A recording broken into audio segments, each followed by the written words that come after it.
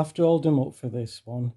Trial of the Time Lord. It's like a 4-part story, but it's broken into episodes. So we've got the Trial of the Time Lord, where the Doctor is called from somewhere and is brought into this trial place by the Time Lords. When he enters, he has no memory to what's happened. He meets the prosecutor, that is the Valeyard, and he asks the Doctor to sit down, and in comes in the Inquisitor. And, she, saying that the Doctor's being brought here as an inquiry to what's going off. And then the Valeyard said, no, he's on trial because of misdemeanors of before. So with this part, they go to a planet which is named Ravolox, and later we find out it's Earth. And on that, there's sort of secrets, and there's a Mark 1 robot that they're calling the Immortal, which is really funny.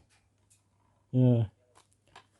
And Perry has a strange feeling of foreboding that something's going to happen to her, which turns out to be true.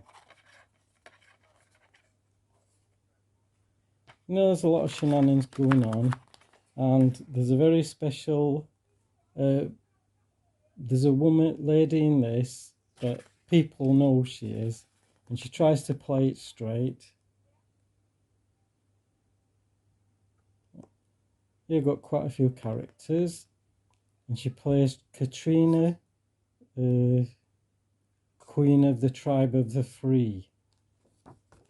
Queen Katrika, that's it. Tribe of the Free.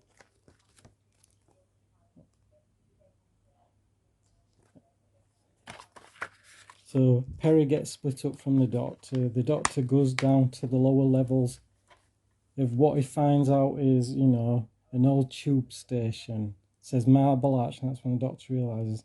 Perry gets took by Queen Katrika's people.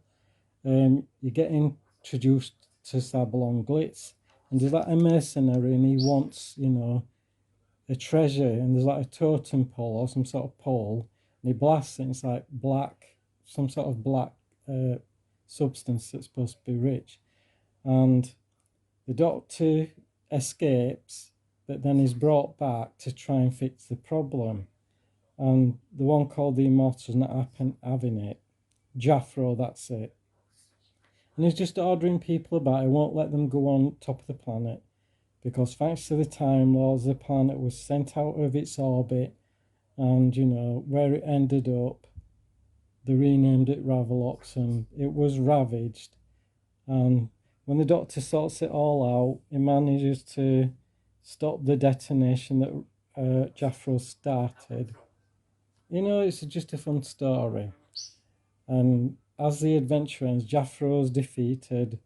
Glitz and his friend get the stuff they needed. The secrets, which are Time Lord secrets that were stolen, which is why the Time Lords sent the Doctor there to, interfere with what was going on.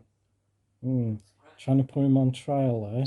And that's where he gets really at it. And he asked where Perry is, and said, you'll know in the next story. So that's the beginning of it. The Mysterious Planet. Anyway, guys, I'll catch you in the next one. Bye, guys. Part 2 of the Trial of Time Lord, Mindwarp. This is where the Doctor and Perry land on another strange planet. It's where Syl is and his other people.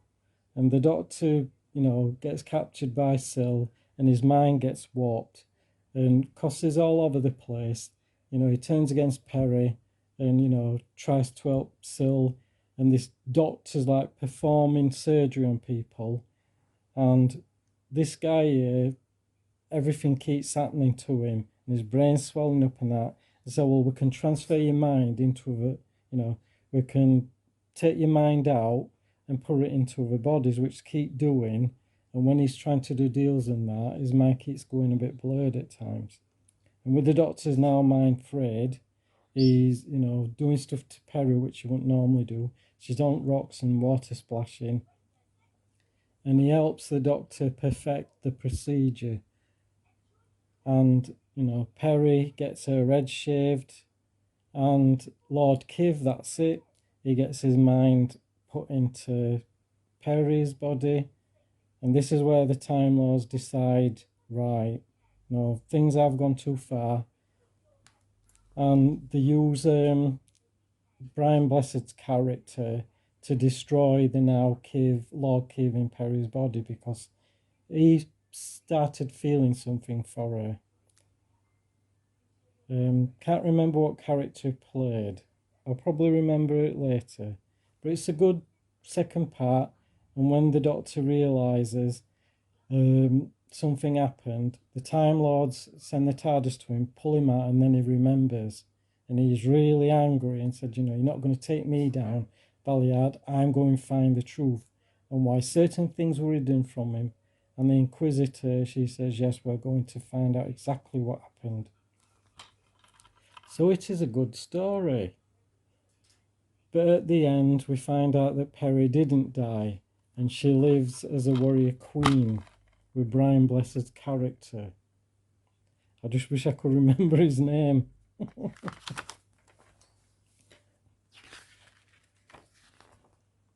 Yeah. Quite a few people. And yeah, she wanted to leave, and that's when they decided, right, we're going to do something for you. Yes, not a bad, and quite a few bonus features as well on the disc.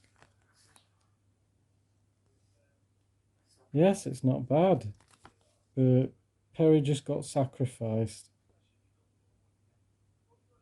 Yeah. Well, the reason why they did this Trial of the Time Lord series is because they put Doctor on hiatus, which we know about for quite a long time. Yeah, it's a good story, and it's emotional what happens to Perry. Many people believe she still died. King Yukanos, that's it. Brian Blessed. Yeah. Anyway, guys, we'll go on to the next one. Hi, guys. This is the third part to the Trial of the Time Lord ongoing trial that the Doctor's on. He's now with his new companion, Mel, which is a botanist, and this is the terror of the Vervoids. They're on this sort of liner, and there's people have these like pods, and inside they don't realise are the Vervoids. And the Doctor gets a message from someone on the ship to be there. And the captain's already met him before. And, you know, when people start mysteriously disappearing, he says, Doctor, right, you're going to be here. You're going to help me out. And he goes, what can I do? It's a request from somebody in charge. And the Vervoids are going around killing people. And, you know, the Doctor's got to try and stop it. The SOS machine on board gets broken, and the Valeyard makes it look like it's the Doctor. And he says, that's preposterous, I wouldn't do that. And then it gets brought up, how did the Doctor know that one of these two guys, the third one, was an actual human? He goes, well, if you'd been watching it, you would have known. You know, he didn't press the button to speak. Quite a few good faces in this. I mean, it's a good serial. It's like a murder mystery. A lot of people dying, and eventually when they find out what the Vervoids are, the Doctor has to devise a plan to stop them. Because if one part of them gets to Earth, then the Earth will be in danger. Yeah. Yeah, I mean, everybody probably knows the story. The disc. Rocky's saying night, which I'll put him to bed in a bit. Won't I, Babby? Yeah, so we got Mel as a new character. Yep, Melanie Bush from Pottage Peas in Sussex, I think. Yes, and she got the Doctor on the exercise bike. Carrot juice, carrot juice, carrot juice. Yeah. And because the plan he devised is now sentenced to death, because Article 17 of Time Lord law is you're not supposed to cause genocide. So the Valeyard's wanting the Doctor's head. I mean, the Doctor saw this in the Matrix, but not what exactly happened. So that's the Vervoids, Terror of the Vervoid. Anyway, I'll catch you in the next one. Hi guys, the two-part finale of the Trial of the Time Lord, the Ultimate Foe. So when the Doctor is quizzing things, the Master comes on the screen. He sends two witnesses, Glitz and Mel, and they come into the court, and it is revealed that the Valeyard is in fact a dark version of the Doctor, somewhere between his 12th and 13th life. So the Doctor has to go in the Matrix and stop the Valeyard.